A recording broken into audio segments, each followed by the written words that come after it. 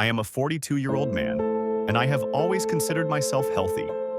I have always been active, I exercise regularly, and I never imagined that something like this could ever happen to me. December 14th was a completely normal day, one of those ordinary and peaceful days. I waited for my wife to get home from work. She is a doctor. We went to the grocery store, laughed, and talked. That night, we ordered food, watched Netflix on the couch, and went to bed around 11 p.m. Everything felt calm. Everything felt normal. That is the last thing I remember. The next memory I have is opening my eyes at 5 in the morning, lying on a stretcher under bright lights, surrounded by hospital sounds. Everything that happened between those two moments, I only know because my wife told me. And I can say this with certainty, if it weren't for my dogs and my wife, I would not be alive today. Around 1 in the morning, I got up to go to the bathroom. I have absolutely no memory of this. My wife was sleeping deeply and likely would have continued sleeping until it was too late. But my dogs heard something strange, a noise coming from the bathroom. They immediately sensed that something was very wrong. They became extremely agitated, barking and insisting until they managed to wake my wife up. When she followed the dogs to the bathroom, she found the worst scene of her life. I was collapsed over the toilet, making a strange, choking sound. That sound is called gasping.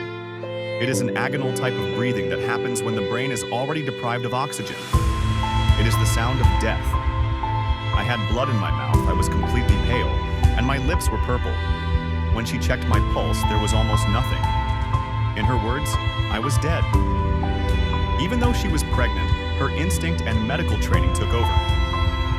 With great effort, she managed to pull me off the toilet and lay me on the bathroom floor. There, I went into full cardiac arrest. She immediately started chest compressions. After about 1 minute of CPR, something unbelievable happened. I came back. But I did not come back as myself. When I regained consciousness on the floor, I could not see anything. The lack of oxygen had caused temporary blindness. I did not know where I was. I did not recognize my own wife, and I did not remember that she was pregnant. I was confused, frightened, and agitated. She desperately called emergency services and explained everything: the cardiac arrest, the resuscitation, and my mental confusion. The response was shocking. They refused to send an ambulance. They said that because I had started breathing again, it was no longer considered a priority. With no other option, and with the help of a friend, she managed to get me into the car and rushed me to the hospital. My full awareness only returned about 5 hours later. I was taken directly to the ICU. Doctors began a full investigation. How could a healthy man almost die in his sleep? They checked everything: meningitis, heart attack, brain problems, and structural heart issues. All the tests came back normal. I was a medical mystery until something stood out. My electrocardiogram showed a rare and very specific pattern. That raised a suspicion of a condition called Brugada syndrome. I had never heard of it. It is a silent genetic disorder that affects the electrical system of the heart.